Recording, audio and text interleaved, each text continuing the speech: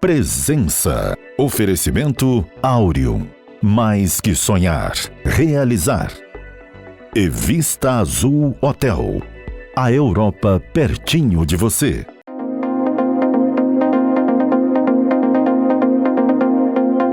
A presença hoje é a do doutor em educação, mas também professor de publicidade e propaganda, Cláudio Rabelo, com quem a gente vai conversar agora.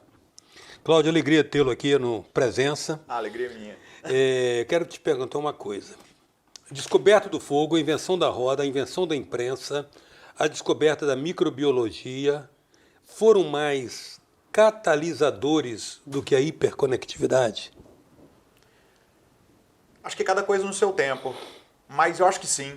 Né? A gente pensar assim, que a gente pisa 500 mil anos sobre a Terra, em 1% desse tempo, que é o desenvolvimento da escrita, o tanto que a gente desenvolveu de 5 mil anos para cá.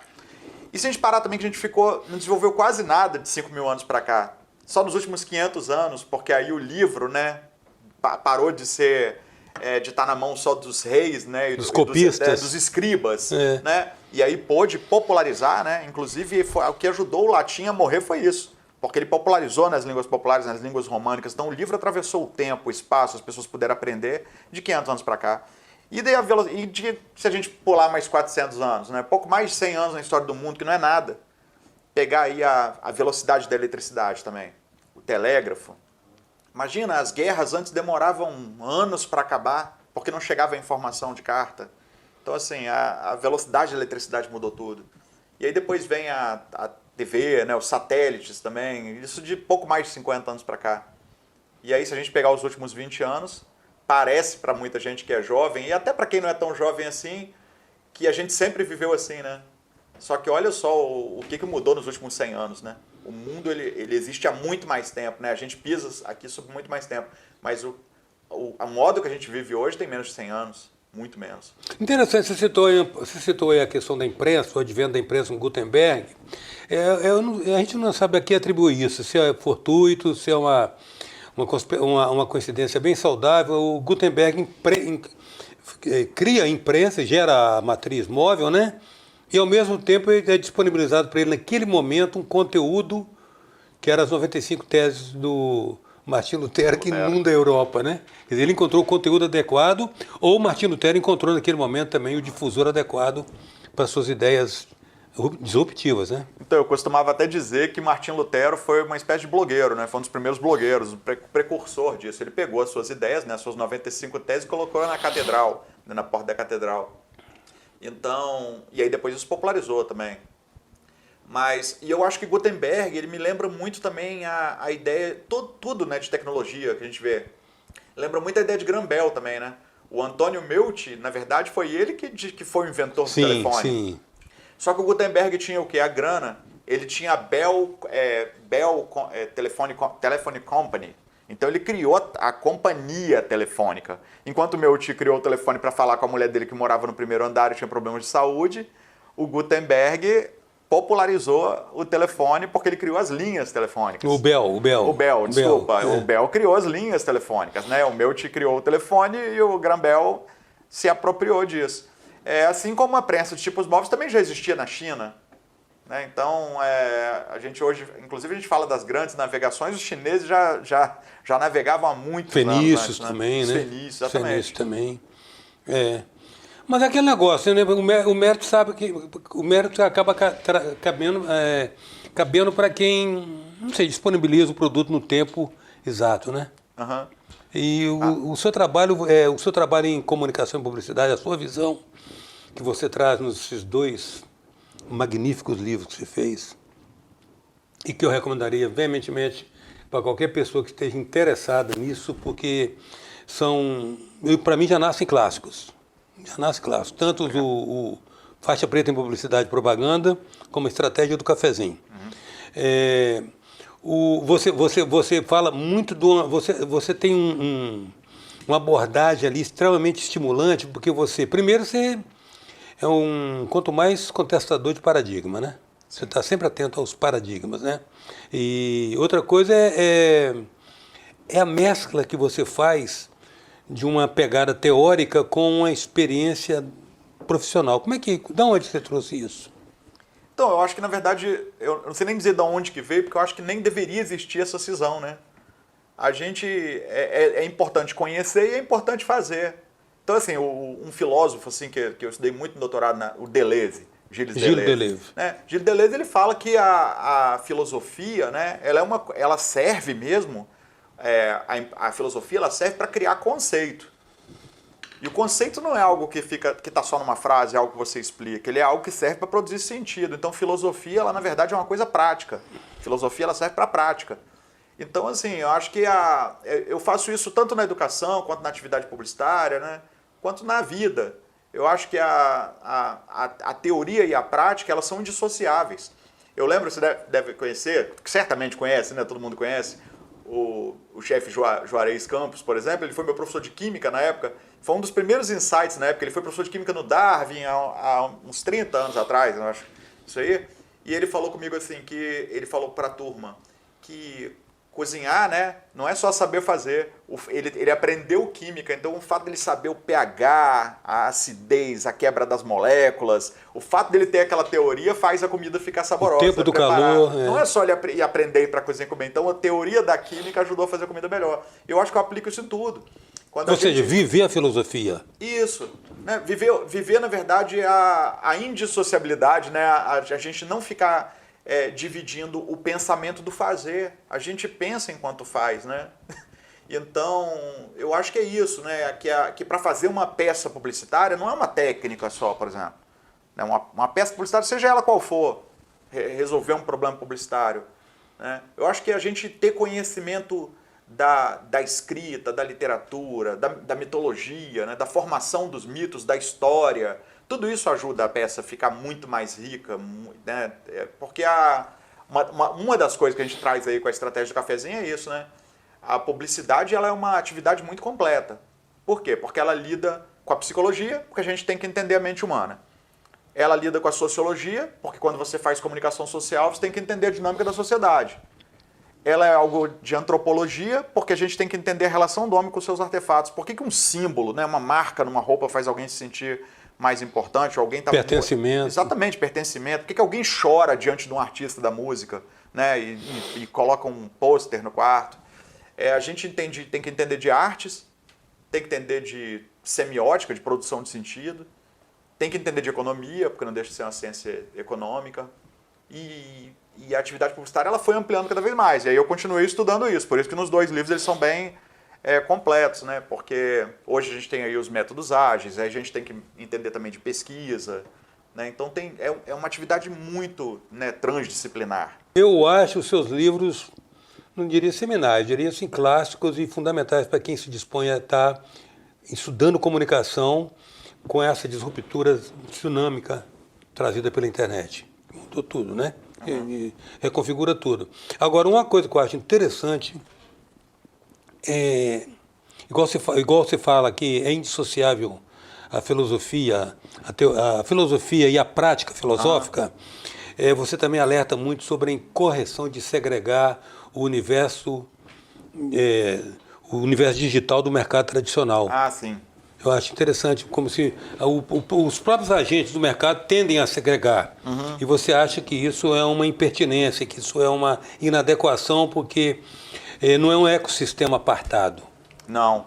Inclusive, muitos dos grandes expoentes hoje já começam a admitir também, né? Dos antigos que já trabalham aí com marketing digital, né? Eu falo que a primeira coisa, no livro tem essa frase que eu até decorei, né? Que eu acho que é a primeira frase da lição lá sobre marketing digital. Eu falo, a primeira coisa que você tem que saber sobre marketing digital é que marketing digital não existe. Existe marketing, né? O que existe é marketing. E aí, sejam quais forem os meios que você vai fazer para gerenciar o marketing. O que é marketing? Né? Marketing é o gerenciamento de um ecossistema de mercado para entregar valor para todos os stakeholders. O valor é para o empresário, seus acionistas, o valor também é para o consumidor. O valor é para os fornecedores, colaborador, para a mídia, para a sociedade que é impactada por isso. Então, assim, quando o valor é gerado para todo mundo e não só o meu lucro cego, isso sim você está sabendo fazer marketing. Você está sustentando o valor da sua marca, né? Então acho que é importante a gente entender isso. Aí o marketing digital não existe, então por quê? O marketing digital ele não existe porque nós vamos usar as interfaces digitais. Tecnologia, o recurso físico, o recurso. E hoje em dia não existe uma mídia também quase que puramente digital. Por quê? Porque hoje, por exemplo, quando você vai, por exemplo, fazer uma compra, você faz uma compra com o smartwatch. Você compra algo no cartão de crédito, isso alimenta, como retargeting e remarketing, por exemplo, o sistema de um anúncio que chega para você. As pessoas hoje falam muito isso, né? Elas falam, nossa, eu fui impactada, eu tinha acabado de falar de um produto... Parece que adivinharam. Parece que adivinharam. Mas é óbvio, nós estamos deixando nossos rastros de geolocalização. Sim. Hoje o seu celular, o seu iPhone, ele sabe que você entrou numa loja no MyPlace, né? Ele sabe que você está numa loja de turismo, que vende pacote turístico. Então o Google sabe disso hoje, pela geolocalização. Quando você sai de lá, chega um pacote para você, falando, olha, viaje no dia tal. Então, assim, essa informação ela está em todos os lugares. Sem falar que quando você vê hoje um TikTok, um Instagram, né, um Reels de Instagram, um YouTube, você não está num mundo digital imerso, você está no mundo concreto. São alunos que estão na sala de aula mostrando vídeo para o outro, olha aqui. São as pessoas que estão num restaurante de verdade, conversando umas com as outras enquanto olha o vídeo. São pessoas que vão comprar na Amazon um livro, mas elas estão na livraria física também, comparando na hora. Então, dependendo da experiência que a livraria física te trouxer, ela ganha do digital.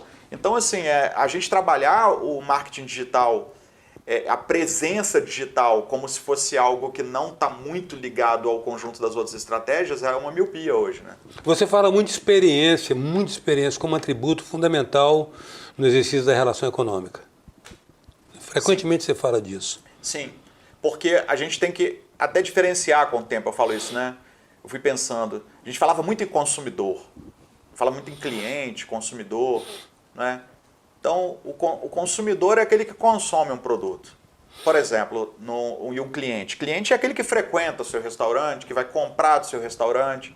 Isso é um cliente, né? Um consumidor que está consumindo o prato do seu restaurante. Mas o que é um usuário? O usuário, se a gente para de olhar para ele como um consumidor, a gente para de vender o prato de comida para esse cara. Sabe? Achando que ele vem para cá para comprar o prato de comida. A gente começa a olhar o usuário. Quem é o usuário do restaurante? É o cara do caixa. Ele está usando um caixa. E o consumidor que está comendo o prato, né, a comida do prato, ele vai pagar nesse caixa. Ele usa o banheiro, ele usa o estacionamento, ele usa o cardápio. Quando você para pensar na experiência do usuário, a sua questão de marketing ela fica mais ampla. Porque você não está pensando só no preço do prato e no preparo do prato e acha, eu vendo esse produto para ele. Ele compra tudo. Então ele pode ser encantado, como a Disney, né? Ele pode ter um encantamento dele no estacionamento. Em vários aspectos. Ele pode se desencantar no banheiro, ele pode, né? Então o cardápio pode ser um transtorno para ele, o cardápio simplesmente digital. Ou se ele for, né, não ter um cardápio em braille, né? Ou se não tiver uma rampa de acessibilidade. Então, assim, a gente pensar no usuário com empatia, né? A gente está pensando também... e como é que é o orquestramento de uma pessoa que pede um prato de comida até ele sair da cozinha e chegar? Olha quantas pessoas não tem nesse processo, né? Um garçom, um gerente, os ajudantes de cozinha, a pessoa que lava o prato, a pessoa que faz a limpeza. Como é que é todo o orquestramento disso? Então, se você vai pensando nos usos, você vai melhorar a experiência como um todo. E essa marca se diferencia. A presença hoje é do professor Cláudio Rabelo. A gente volta já.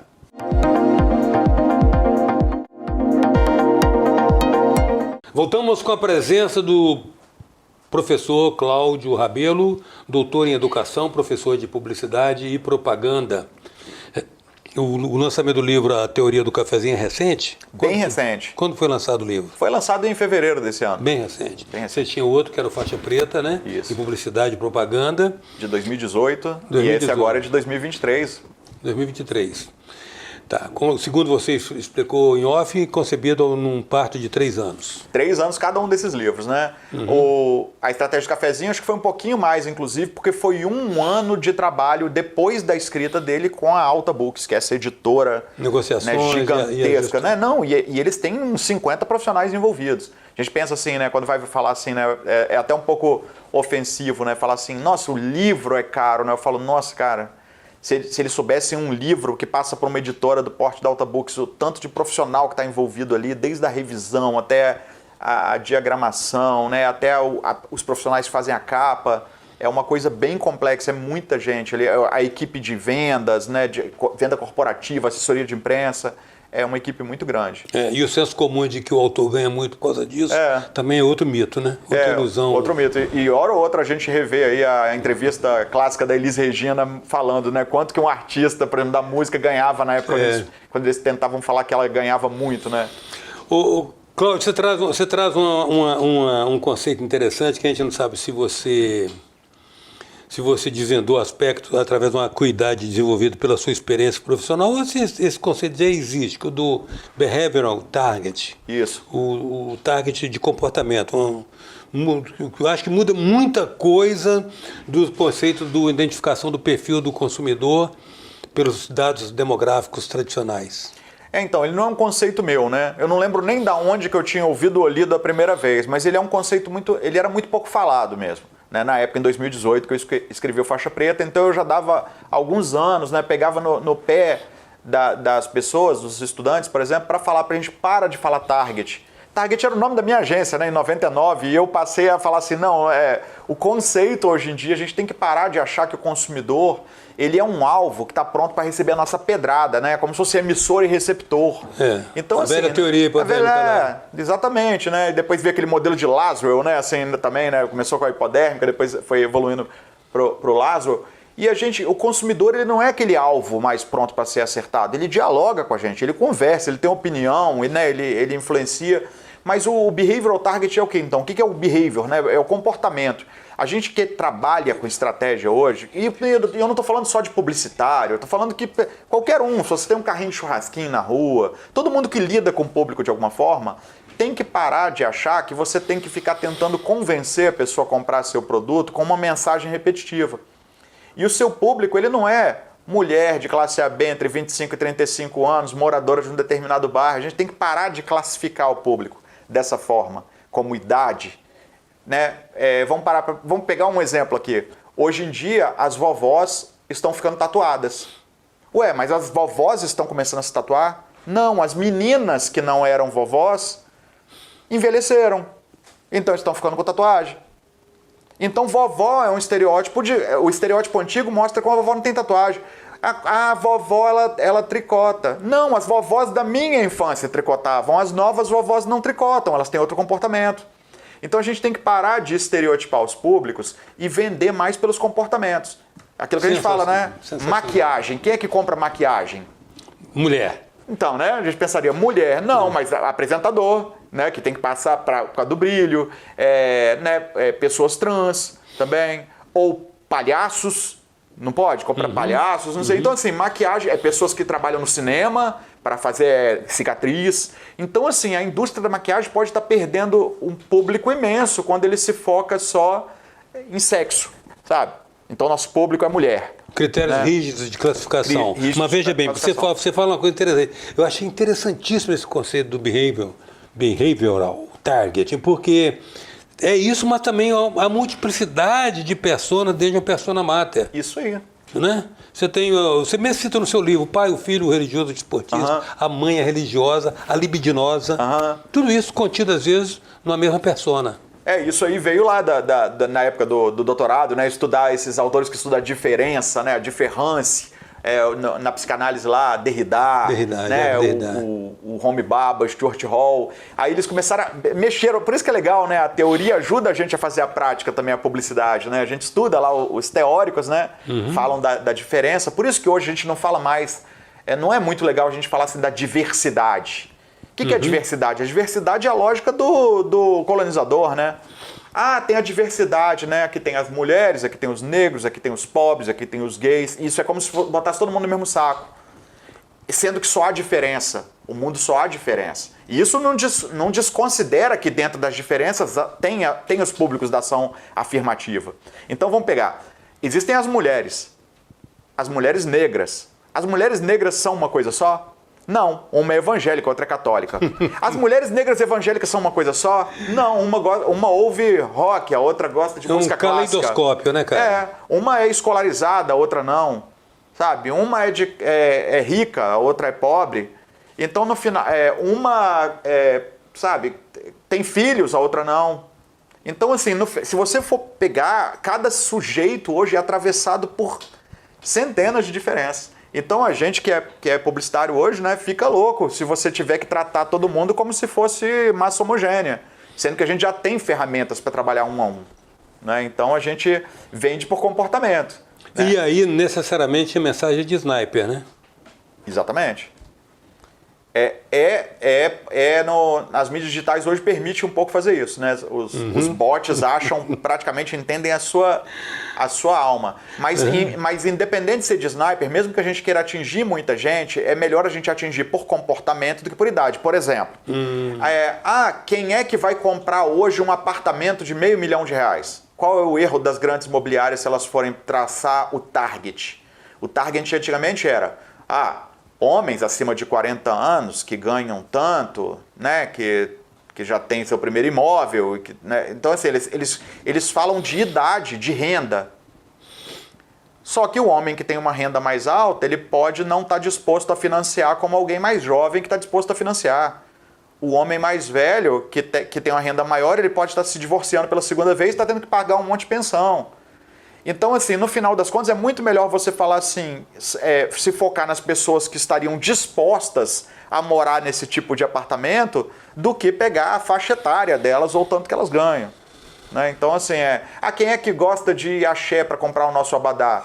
Nosso público geralmente são meninas de 20 a 30 anos. Não, pode ter uma vovó de 80 anos que pode estar muito mais disposta a comprar um abadá do que alguém que tem 20 anos de idade e que não gosta daquele ambiente cultural, por exemplo. Então é muito melhor vender abadá para quem ama a cultura, a música do axé, do que para alguém que tem uma determinada idade. Seus livros estão sendo adotados aqui na UFES? Estão sendo adotados, né? Eu não... Então, eu, por exemplo, como professor, não peço obrigatoriamente para adotar meus livros, mas eu sei que outros professores adotam, sei que os meus amigos, por exemplo, os professores da FAES, onde eu dei aula há muito tempo, que eles adotam bastante lá também, né? Eu sei que é engraçado isso, que o santos de casa não faz milagre, né? Que eu vejo assim, meus professores da UFSM, tem um professor que me conheceu pelo TikTok, me seguiu, eu vi que o cara é uma sumidade, né? Lá na Universidade Federal do Paraná, lá ele adota também, eles adotam, né? Na UFRJ também, assim, então em Brasília, UNB, sei que os professores estão adotando. Cláudio, o Philip Kotler, que é o oráculo do marketing, né? Todo mundo reverencia o cara, né? Então, reportemos-nos a ele. Ele introduziu conceitos novos nessa área da segmentação do consumidor, trazendo o conceito do Web Citizen, aquele cara que é ligado à internet, pode ser o velhinho, pode ser o menino, né?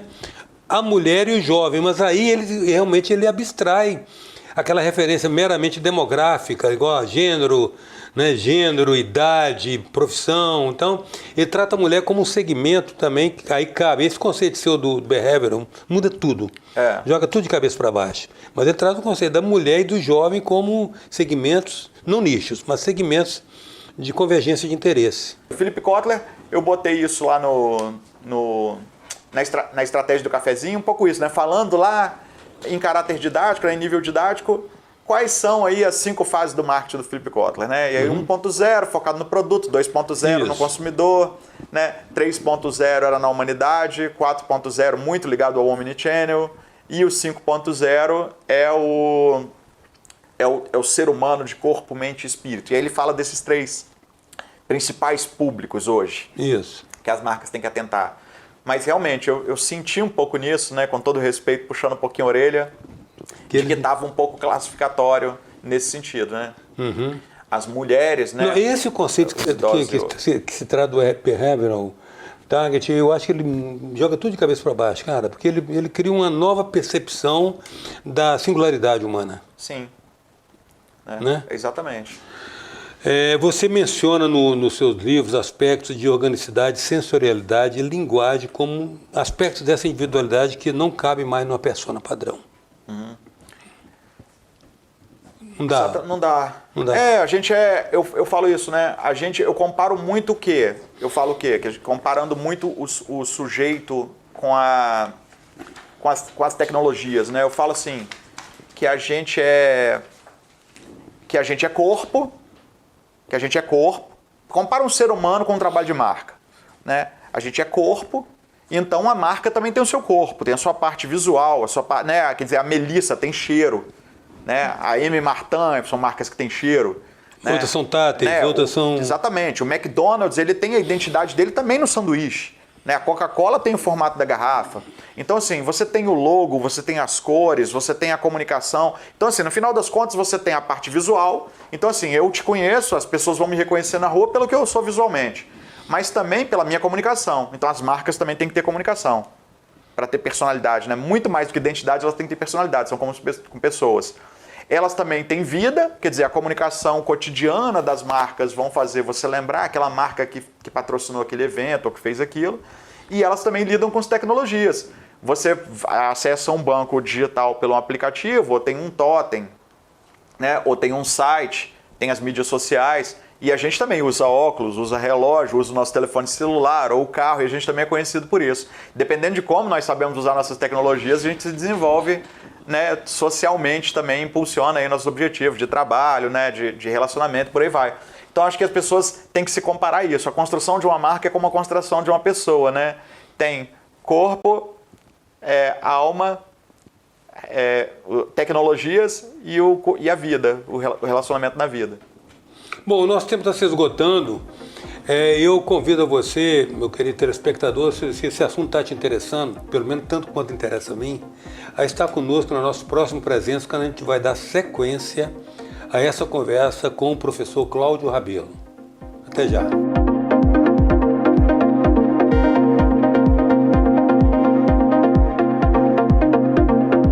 Presença. Oferecimento Áureo.